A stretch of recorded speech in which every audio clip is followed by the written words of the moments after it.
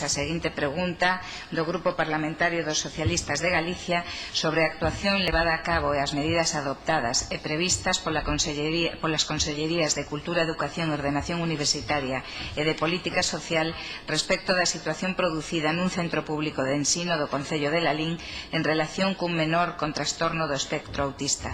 Para respostar está connosco don Manuel Corredoira, director xeral de Educación, Formación Profesional e Innovación Educativa, o que lle damos a benvida a esta comisión, e para formular a pregunta ten a palabra a autora da misma, a señora Gallego.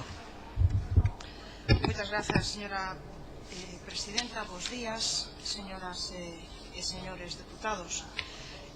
A verdade é que nos habíamos presentado esta iniciativa tanto na Comisión Quinta como na Comisión Cuarta coa idea de que na Comisión Quinta respondera a Consellería de Política Social e na Comisión Cuarta respondera a Consellería de Educación. Agora temos este baile de que a Comisión Quinta, que é a de Política Social, ven a Consellería de Educación. En calquera caso, como o Goberno é solidario, pois responde por todo, non?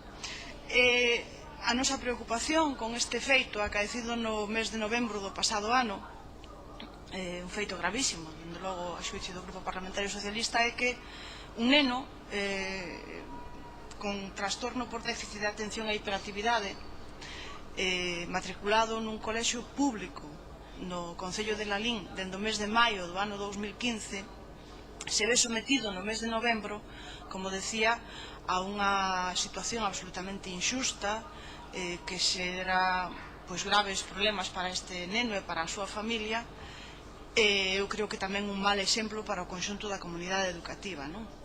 Un neno diagnosticado, como decía, con trastorno por déficit de atención e hiperactividade que en aras de potenciar a educación inclusiva está matriculado nun colexio público de educación xeral e que recibe a presión por parte de pais e nais de que se traslade a un colexio de educación especial.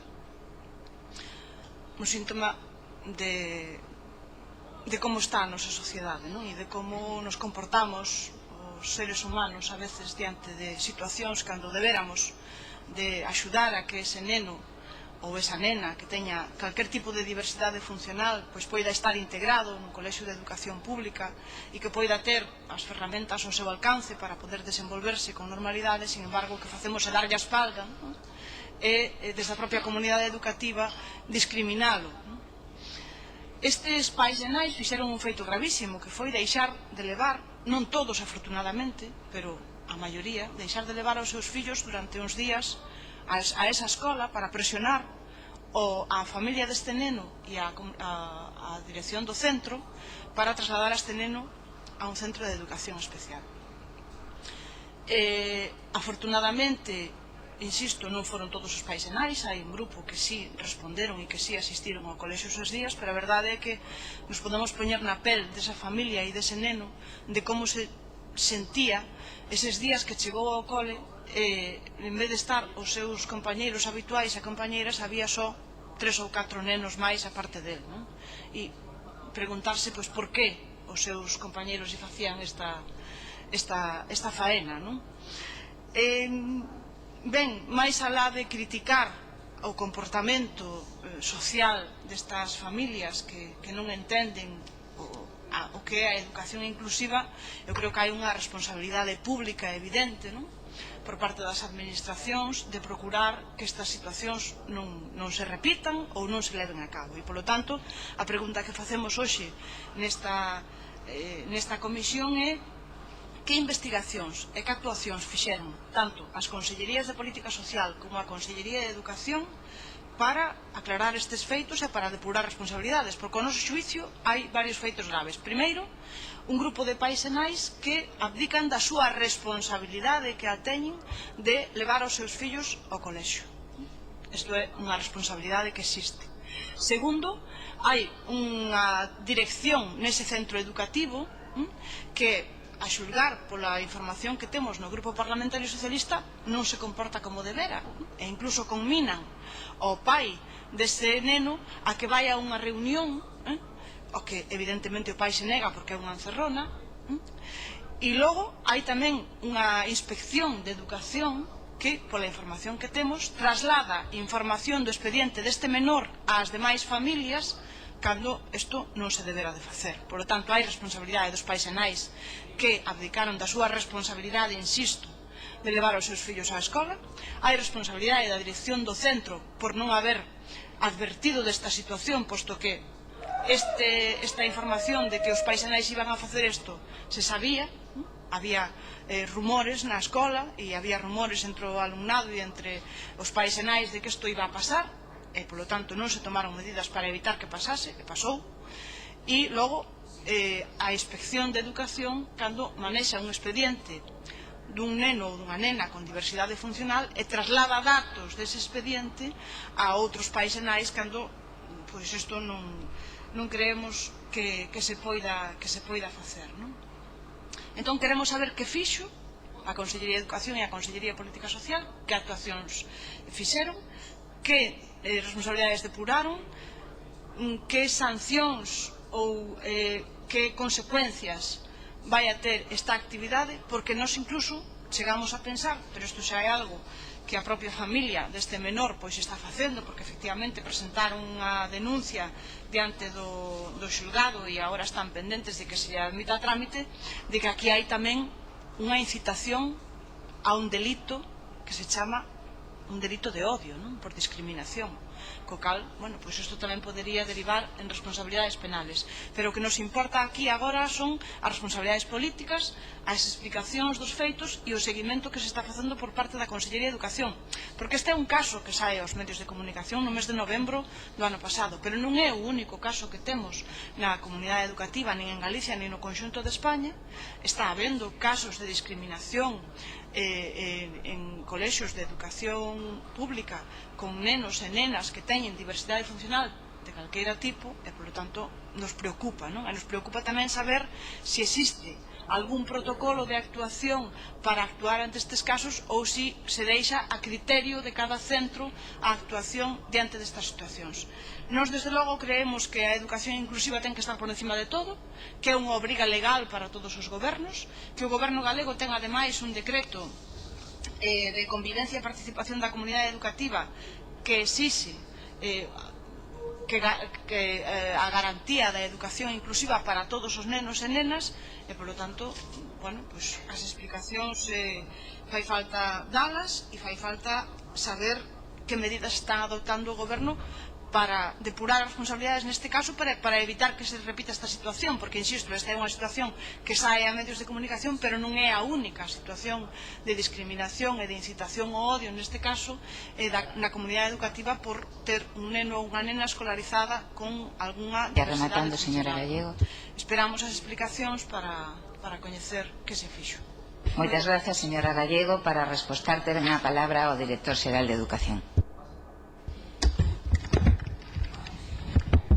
Muchas gracias, señora presidenta. Gracias tamén aos señoras e señores diputados a miña presencia nesta comisión quinta, non sei se é axeitada, adecuada. En calquera caso, creo que cumpro con miña función tratando de dar toda a información da que eu poida en relación con este caso, independentemente que esteñamos nunha comisión de política social ou nunha comisión de educación. Eu represento neste momento a Consellería de Educación e, como tal, darei iso o noso punto de vista.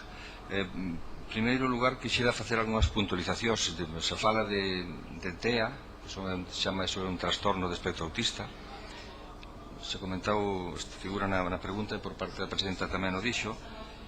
Se fala tamén de TDAH, que é trastorno por déficit de atención e creatividade, que son cuestións totalmente diferentes, que poden estar asociadas ou non, pero en principio son situacións que totalmente dispares e que non se deben de confundir. Tamén quixera poñer de manifesto de que falar de que se puxeron aquí datos ou manifestacións en relación con actuacións de parte da comunidade educativa, sobre todo da administración educativa, que comprende tamén os centros educativos, nos que parece que queren poñer de manifesto que hai neglixencia na actuación ou incluso podría hasta casi decir situacións delictivas. Eu creo que estamos falando de dereitos dos nenos e nenas, a súa protección e intimidade, a súa situación sociopersonal e de datos que teñen que ver coa súa intimidade e situación de tipo sanitario, psicofísico, o que sexa, son datos da máxima protección e, por lo tanto, non deben de ser manifestados nin no centro, a ningunha outra parte da comunidade educativa, máis que polos órganos técnicos que teñen dereito e obriga a tratalos, nin por parte dos demais membros. E moito menos, creo que podemos falar neste foro, en que sexa o Parlamento, sobre cuestións concretas dun neno e poñerlle etiquetas. Creo que teríamos que pasarle desta situación. Creo que en calquera caso estamos a falar dun problema que xurdiu nun colexio de Lalín, por a información que temos, e temos que plantexalo nun contexto de escola inclusiva. Como vostedes ben decían, de la Xunta de Galicia se leva traballando por unha escola inclusiva ao longo de todos estes últimos anos, especialmente, sobre todo a raíz da publicación do Decreto 229 de 2011, no que se establece o tratamento da diversidade do alumnado desde un punto de vista de escola inclusiva 100%. Escola inclusiva significa que o principio de escolarización de todos os alumnos é no centro ordinario, aínda que poden existir circunstancias concretas na que aconsellen que o mellor para ese alumno, o seu máximo interés desde o punto de vista educativo, pois poida ser en centro de educación especial ou en escolarización combinada.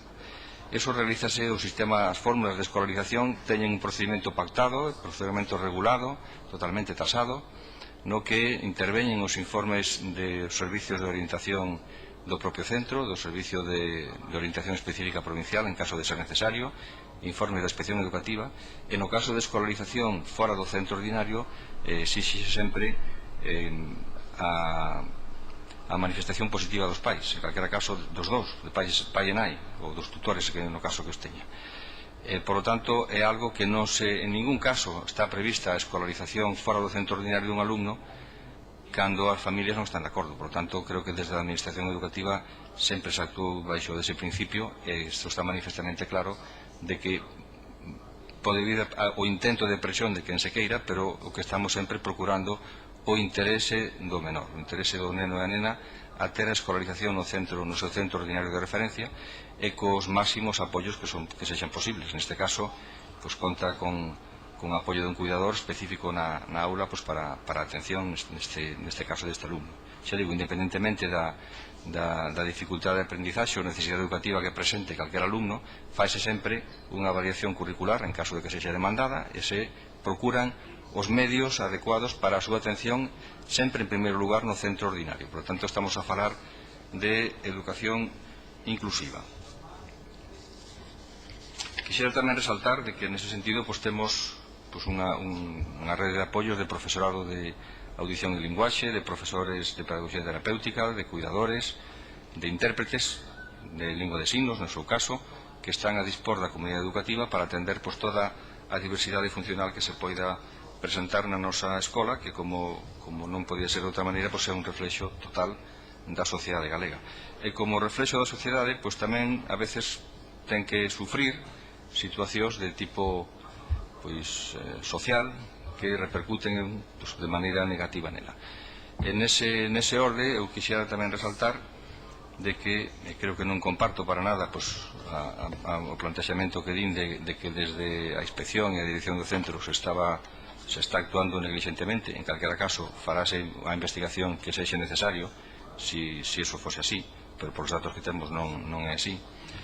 E de mediación, de participación, de apoio e de seguimento do caso, tanto por parte da inspección como por parte da Xefatura Territorial de Pontevedra, na procura da mellor solución a este asunto. A Consellería de Educación non está tampouco para perseguir as familias. O que temos nós é que facer un labor de procura da convivencia, de tratar de que toda a comunidade educativa sexa consciente de que a inclusión educativa é inclusión social, que significa convivir, que os nenos están na escola para aprender entre iguais e desiguais. Todos somos iguais, pero todos temos a nosa diversidade funcional, e creo que os nenos o viven con naturalidade. Se hai familias que non o comprenden, desde a Administración Educativa temos que tratar a través das distintas asociacións de pais e nais, a través das escolas de pais, a través de moitas fórmulas que teremos que ir facendo precisamente a raíz da publicación da Lei de Convivencia, do decreto que desenvolve o propio decreto de atención educativa,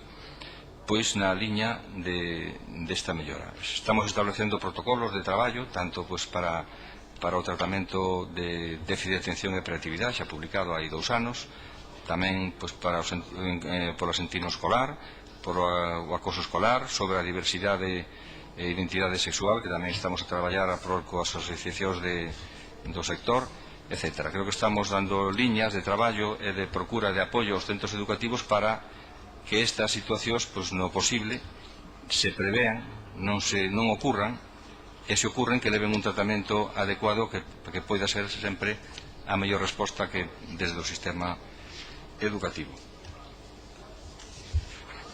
Si hai algunha actuación que excede o marco educativo, como vostedes comentaban, que podía haber algún tipo de denuncia no ámbito judicial, nese caso teríamos que esperar a que se resolvesen esas cuestións e unha vez que se resolvesen actuar desde o eido administrativo, independentemente de que están constantemente en contacto coas familias, pola información que nos dan desde a xefatura territorial, para que este caso se resolva o antes posible, que a convivencia no centro se retome e se faga coa normalidade máis absoluta, porque certamente os nenos así o ven. Os nenos son persoas que están en formación e que ven as cousas con total naturalidade. Creo que temos que traballar entre todos na procura da convivencia nos centros, desde o ámbito interno, como son os profesores e os equipos directivos, a inspección tamén, pero tamén desde o ámbito do resto da comunidade educativa, como son as familias,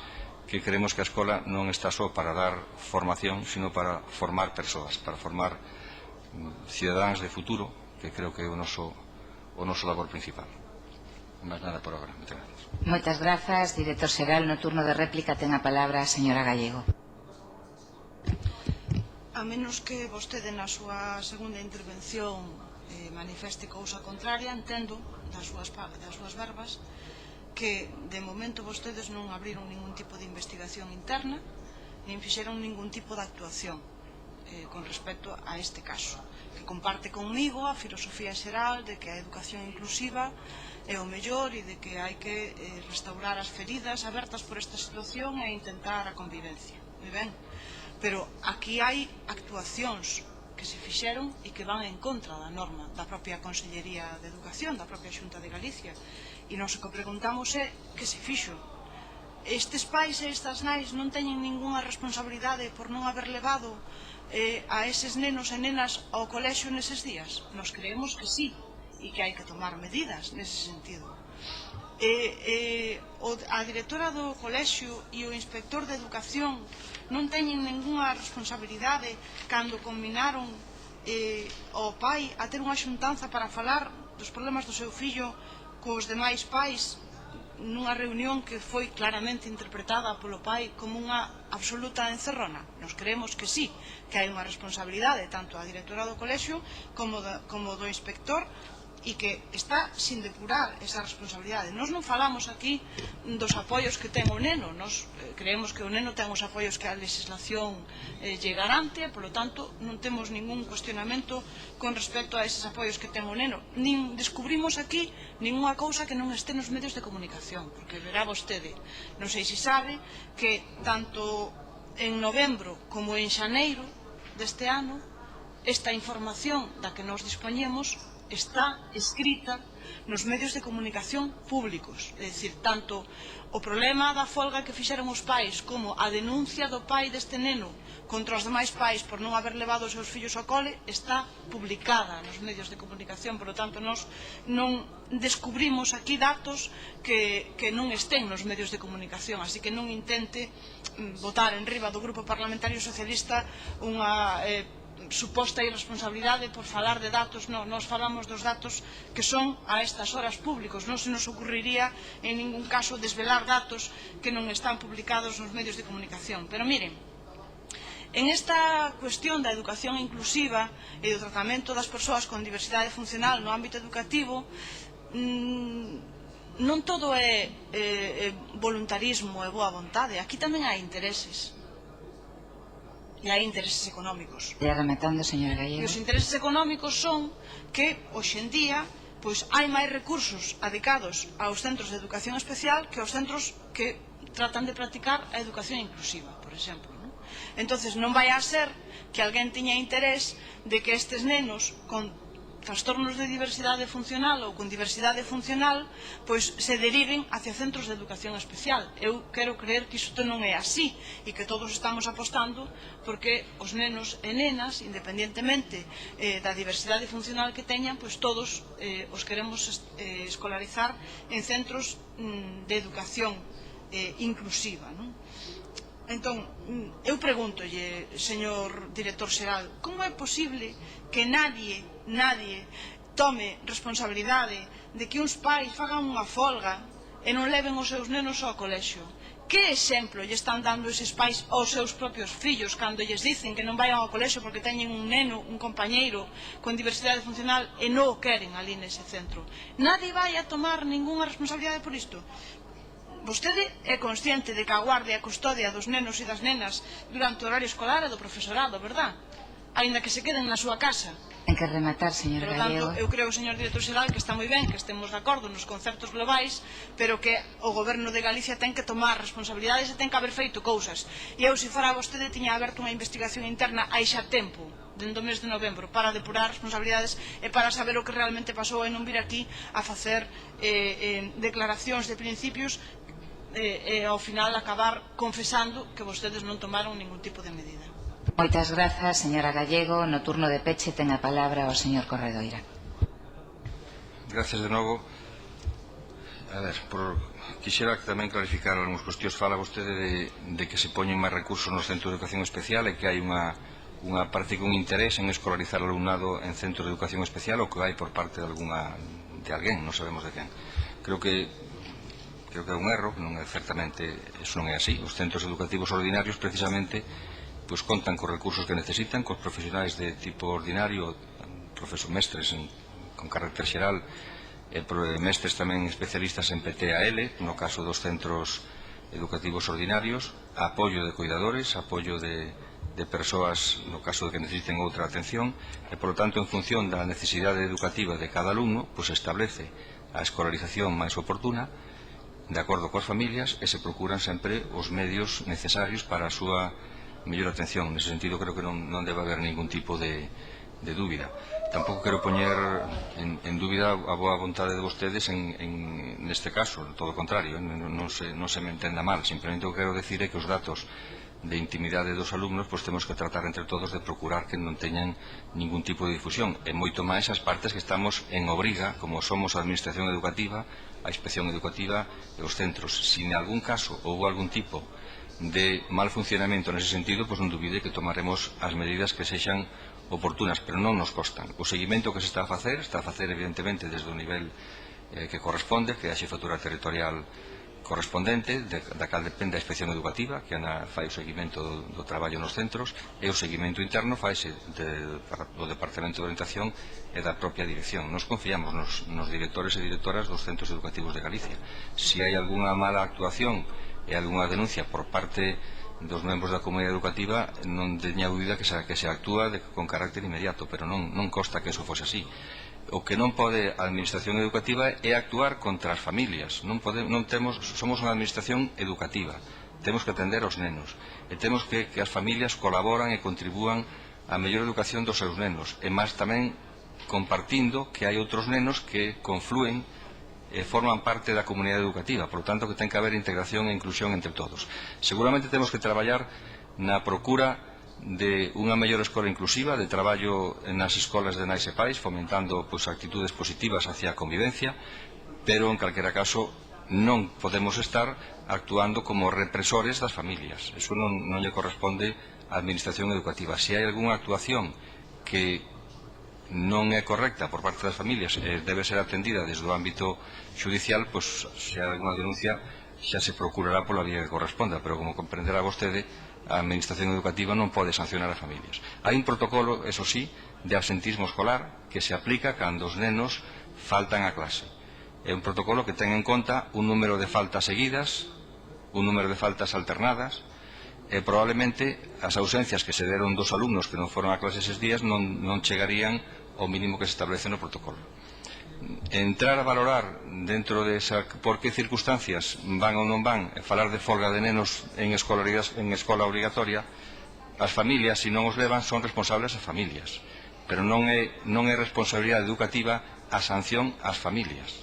Si hai unha situación de inatención ou falta de atención ao alumnado na súa escolaridade obligatoria por parte das súas familias, eso debe ser posto en comunicación da Fiscalía cando se produza unha situación de abandono na súa escolarización obligatoria. Creemos que non é tampouco esa circunstancia. Creo que isto se trata máis de pedagogía no ámbito social e no ámbito das comunidades educativas, en esa en concreto, en un conxunto delas en xeral, para tratar de mellorar a convivencia, tratar de que se entendan esas circunstancias que se dan en todos os centros de diversidade de alumnado e que todos sexamos conscientes de que unha escola mellor é a escola inclusiva. E volvo a repetir, se hai algunha situación concreta que se dera de mala actuación, será analizada, verificada e, en todo caso, corrixida se se desen esas circunstancias que non nos costan, en calquera caso. Mais nada, moitas gracias. Moitas grazas.